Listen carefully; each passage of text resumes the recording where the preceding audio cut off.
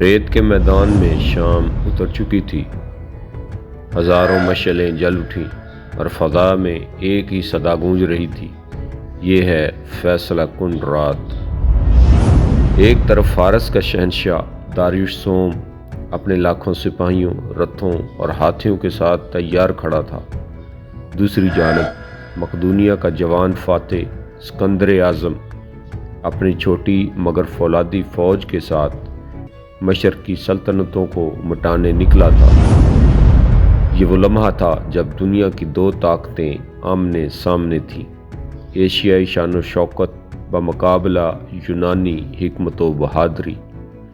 زمین کانپ رہی تھی، آسمان پر گرد و غبار چھایا تھا اور بادشاہوں کی تقدیر بس چند لمحوں میں بدلنے والی تھی۔ یہ ہے جنگ اربیلا، جہاں داریوش کی سلطنت کا سورج غروب ہوا اور اسکندر کا نام امر ہو گیا۔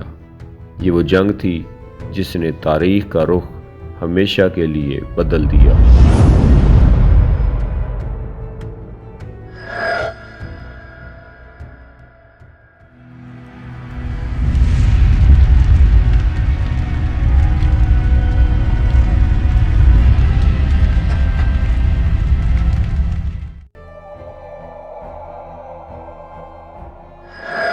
شہنشاہ فارس داریوش سوم نے ایران کی عزت بچانے کے لیے 10 لاکھ پیادہ، 40,000 سوار، 200 جنگی رتھ اور بے شمار ہاتھیوں پر مشتمل ایک وسیع لشکر جمع کیا۔ یہ لشکر قلعہ قدیم کے مقام سے گزر کر نینوا کے قریب اربیلا، اربیل یا گوگامیلا کے مقام پر خیمہ زن ہوا۔ یہ ایک وسیع میدان تھا جو داریوش نے پچھلی جنگی غلطی کی تلافی کے لیے منتخب کیا تھا۔ یہاں ایرانی سپاہ کے لیے جوہر مردانگی دکھانے کے لیے بہت وسیع جگہ تھی۔ یہاں سے داریوش نے اسکندر کی آمد کا سن کر اپنے ایک سالار کو ایک فوجی دستہ دے کر بھیجا تاکہ اسکندر اور اس کے لشکر کو فرات کے اس پار روکا جا سکے۔ پھر اس کے پیچھے ایک اور دوسرا سردار مازا 6,000 سپاہی دے کر ان کی مدد کے لیے روانہ کیا، مگر دونوں سرداروں کو حوصلہ نہ ہوا کہ مقدونوی لشکر کو روک سکیں، اس لیے وہ پیچھے ہٹ آئے۔ جب اسکندر دشمن کے مقابل پہنچا تو اس نے سب سے پہلے تو اپنے لشکر والوں کو آرام کرنے کی اجازت دی۔ اس موقع پر اسکندر کے جرنیل پارمینیان نے دشمن پر شب خون مارنے کا مشورہ دیا۔ اسکندر نے اس کے جواب میں کہا کہ میں راہزنوں کی طرح رات کی تاریکی سے فائدہ نہیں اٹھانا چاہتا، ہمیں جنگ کے لیے صبح کا انتظار کرنا ہوگا۔ پھر صبح ہوتے ہی دونوں لشکروں کی صفیں آراستہ ہوئیں۔ داریوش نے قلب لشکر میں جگہ لی۔ ادھر مقدونوی لشکر کے دائیں بازو کی قیادت الیگزینڈر نے سنبھالی۔ پھر دونوں لشکر ایک دوسرے پر حملہ کرنے کے لیے آگے بڑھے۔ 31 اکتوبر 331 قبل مسیح کو طبلِ جنگ بجنے لگے اور نعروں سے فضا گونج اٹھی۔ ایرانیوں نے جنگ کا آغاز اپنی جنگی رتھوں سے کیا۔ ان رتھوں پر بڑے بڑے دندانے نصب تھے۔ رفتہ رفتہ دونوں لشکر ایک دوسرے کے اتنے قریب آ گئے کہ دست بدست لڑائی شروع ہو گئی۔ مقدونی لشکر کا دایاں بازو ایرانی لشکر کے بائیں بازو پر ٹوٹ پڑا۔ بڑی گھمسان کی جنگ ہوئی۔ آخر مقدونوی لشکر نے دباؤ ڈال کر ایرانی صفوں میں شگاف ڈال دیے۔ دارائے اعظم جس رتھ پر سوار تھا، اس کے گھوڑوں پر مقدونوی تیر اندازوں نے تیروں کی بارش کر دی۔ ادھر اس کا شاہی رتھبان بھی ایک نیزے کی ضرب سے زمین پر آ گرا۔ جب داریوش نے اپنے آپ کو دشمن میں گرا ہوا پایا تو اس نے ایک بار پھر اپنی جان بچانے کے لیے راہ فرار اختیار کی۔ داریوش کے فرار کی خبر ایرانی لشکر میں پھیلی تو ان کی امیدوں پر پانی پھر گیا۔ ایرانی صفیں بکھرنے لگیں۔ ادھر مقدونیوں نے اپنے پے در پے حملوں سے ایرانی قلب کا صفایا کر دیا، لیکن ابھی بھی داریوش کے ہندی اور باختری سپاہی حوصلہ نہ ہارے تھے۔ انہوں نے مقدونوی لشکر کے بائیں بازو پر دباؤ بڑھا دیا۔ اسکندر کی فوج کے ریزرو سپاہیوں نے اس دباؤ کو کم کرنے کے لیے شدید حملہ کیا، جس سے ایرانیوں کے پاؤں اکھڑ گئے۔ اسکندر نے بھاگنے والوں کا تعاقب نہ کیا۔ اس طرح داریوش اپنی باقی ماندہ سپاہ کے ساتھ میڈیا کی طرف نکل گیا اور فتح نے اسکندر کے پاؤں چھوئے۔ فاتح اسکندر نے میدان جنگ میں تعفن پھیل جانے کے بعد بابل کا رخ کیا۔ بابل کے حکمران نے اسکندر کی آمد کی خبر سنی تو استقبال کو بڑھا اور اظہار اطاعت کیا۔ بابل کے عوام اور پرختوں نے بھی سر تسلیم خم کیا۔ یہ شہر اپنے قدیم تمدن کی وجہ سے عالمگیر شہرت رکھتا تھا۔ خود اسکندر کو اس کے قدیم دیوتاؤں سے بڑی عقیدت تھی۔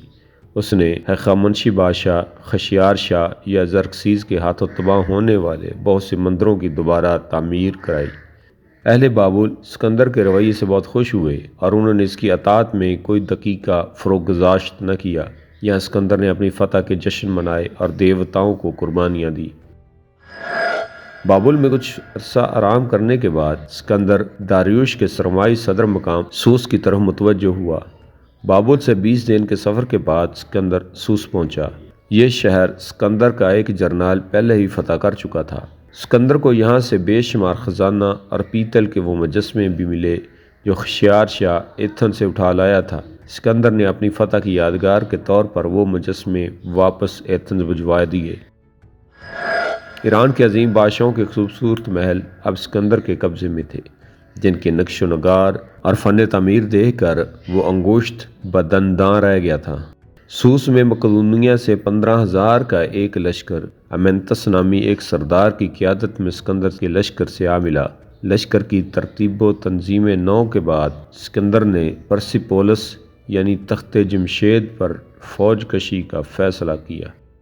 یہ ہخامنشی خاندان کا مرکزی مقام تھا۔ پرسیپولس کی عظمت کی داستانیں دنیا بھر میں مشہور تھیں۔ اسکندر چاہتا تھا کہ اس عظیم شہر سے ہخامنشی عہد کا چراغ گل کر کے یہاں یونانی دور کی قندیل روشن کرے۔ 113 میل کا دشوار گزار پہاڑی علاقوں کا سفر کر کے 5ویں دن موسم سرما کی کٹھنائیوں کے باوجود اسکندر دروازہ پارس تک جا پہنچا۔ یہ آج کل قلعہ سفید کے نام سے موسوم ہے۔ یہاں شہنشاہ ایران نے کچھ فوج متعین کی ہوئی تھی جس کی قیادت آریو برزین نامی ایرانی جرنیل کے سپرد تھی۔ اسکندر نے اچانک حملہ کر کے اسے شکست سے دوچار کیا۔ اب تخت جمشید تک کا راستہ صاف تھا۔ تخت جمشید پہنچ کر اسکندر نے ہخامنشیوں کے سب سے بڑے خزانے پر قبضہ کر لیا اور یہاں کے عظیم الشان محلات کو آگ لگا کر ہخامنشی عہد کا اختتام کرنے کے ساتھ ساتھ ایتھنز کو جلانے کا انتقام بھی لے لیا۔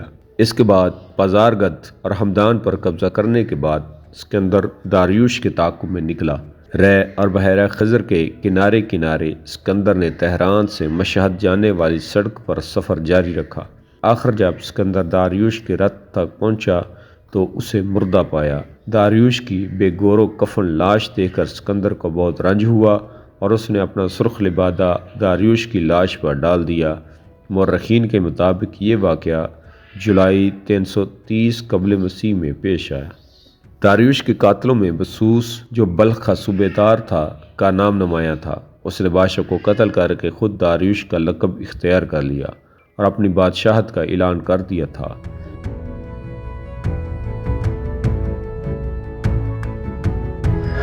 اسکندر اس کی سرکوبی کے لیے عازم بلخ ہوا اور افغانستان سے گزرتا ہوا بلخ پہنچا۔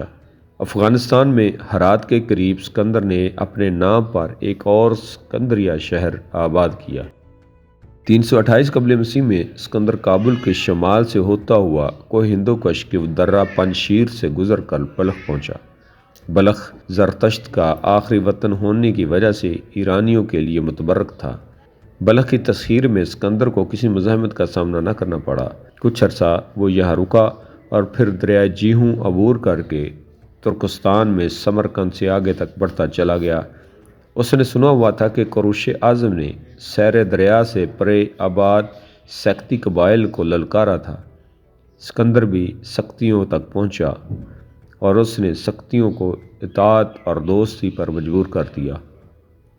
ترکستان کی مہم کے دوران اسکندر اعظم نے ایک ایشیائی لڑکی روشنک سے شادی کی۔ اس کے بطن سے 323 قبل مسیح میں ایک لڑکا پیدا ہوا تھا جس کا نام بھی اسکندر ہی رکھا گیا تھا۔ اسکندر کی وفات کے بعد روشنک اپنی سوکن یعنی دختر داریوش کی موت کا باعث بنی، لیکن 311 قبل مسیح میں خود اسکندر کے جرنیل کاساندر کے ہاتھوں ماری گئی۔